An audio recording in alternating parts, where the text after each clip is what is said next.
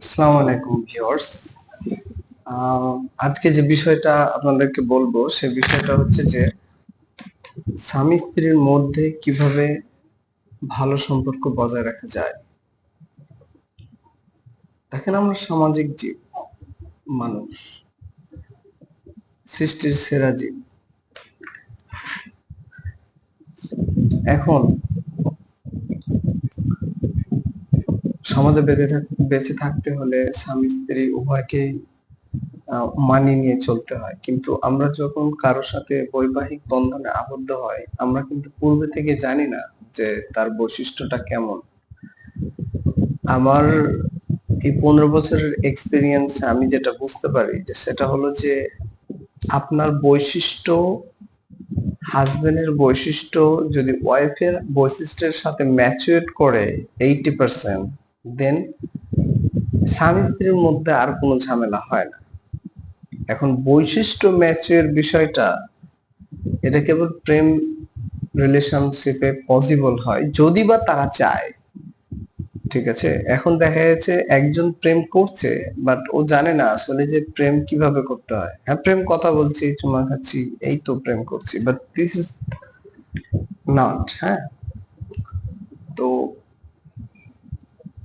আপনি যদি চান যে আপনার লাইফটা হ্যাপি হোক, আপনাকে একটু অ্যাডভান্স ভাবে চিন্তা করতে হবে যে আমি যে যে কাজগুলোর সাথে জড়িত, যে চিন্তাগুলোর সাথে জড়িত, ঠিক সেই চিন্তাগুলো কিভাবে আমার জীবন সঙ্গীর মাঝে ইমপ্লিমেন্ট করা যায়। এখন বিষয় হচ্ছে যে সাপোজ একটা লোকের বিষয়ে ধরি, যে একটা লোক, এরকম একটা মানে আপনার কি বলবো, দম্পতি আছে ঢাকা শহরে যারা, লোকটা মিষ্টির দোকানে কাজ করে আর মেয়েটা ফ্রিল্যান্সিং করে।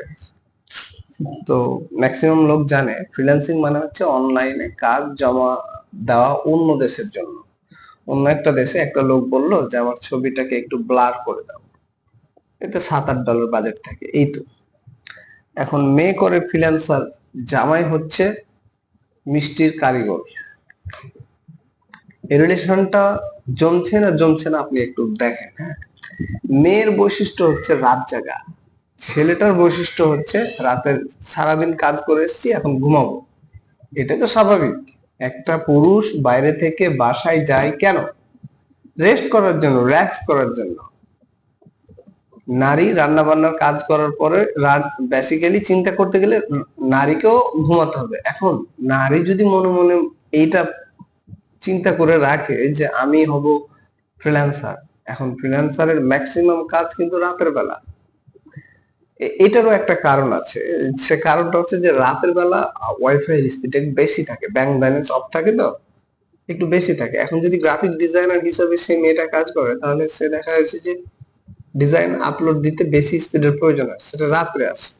এখন কথা হচ্ছে যে এখন যে লোকটি তার স্বামী বাইরে থেকে এসে ঘুমিয়ে গেল, এখন সে চাইলো যে সে আমার সাথে জেগে গল্প করুক।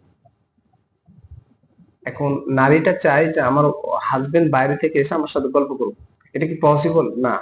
সে তো বাসা থেকে সারাদিন বাইরে কাজ করে এসে এখন রেস্ট করবে, এটা স্বাভাবিক।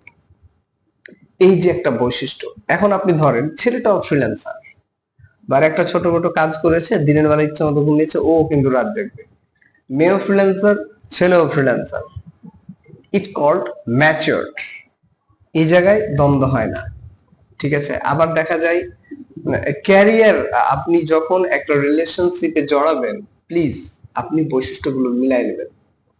যেমন উদাহরণ দিই, আপনার মিষ্টি খেতে আপনি বেশি ভালোবাসেন, মেয়েও মিষ্টি খেতে বেশি ভালোবাসবে।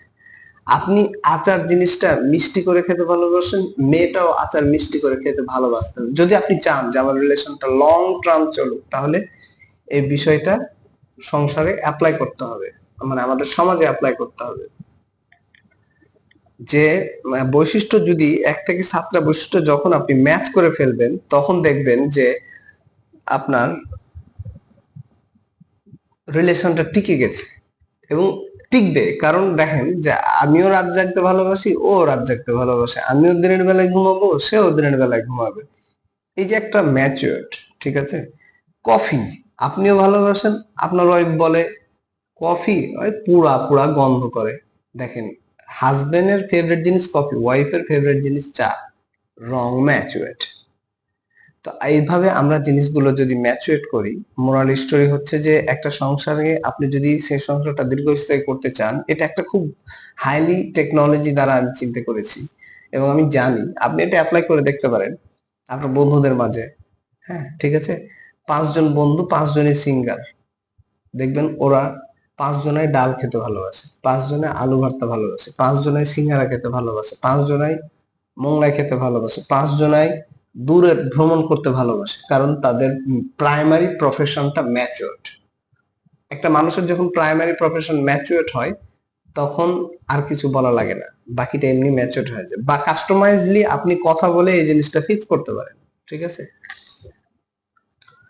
তো আমরা যখন কোনো রিলেশনে পা দিব বা রিলেশনে আগাবো, তখন আমরা যেন এই 7 থেকে 8টা বিষয় ম্যাচ করে নিই। তাহলে কি হবে, আপনাদের রিলেশনটা ভাঙার চান্স অনেকাংশে কমে যাবে। ঠিক আছে। এখন আপনি তরকারিতে ঝাল বেশি খান, আপনার ওয়াইফ তরকারিতে ঝাল কম খায়, ডিসপ্যাচ। ডিসপ্যাচ। ঠিক আছে। আমরা একজন মশারি টাঙিয়ে ঘুমাতে ভালোবাসে, একজন মশারি খুলে ঘুমাতে ভালোবাসে, ডিসম্যাচ। মানে আমরা কোন পয়েন্ট গুলোতে নোটিস করব বিষয়গুলো। হ্যাঁ, একজন কয়েল জ্বালিয়ে ঘুমাতে ভালোবাসে, একজন মশারি টাঙিয়ে ঘুমাতে ভালোবাসে, একজন শীতের সময় ল্যাপ গায়ে দিয়ে ফ্যান চালায়, একজন বলে, মানে ওয়াইফটা শীতের সময় ল্যাপ গায়ে দিয়ে ফ্যান চালায়, হাজবেন্ড বলে ল্যাপ আমি হচ্ছে যে আমি ফ্যান চালাবো কখন, গরমে, শীতে কেন চালাবো। এই যেটা সবচেয়ে বড় একটা রেয়ার ডিসম্যাচ।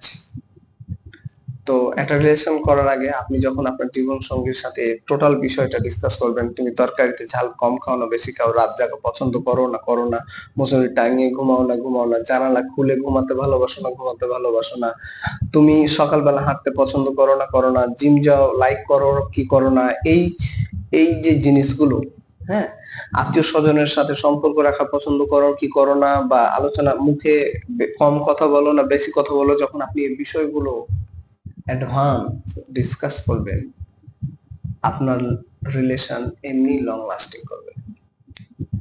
তো ধন্যবাদ, আজকের মতে এইখান পর্যন্ত আমি বললাম। তো নেক্সট ভিডিও দেখার জন্য অবশ্যই চ্যানেলটি সাবস্ক্রাইব করে নেবেন। আসসালামু আলাইকুম।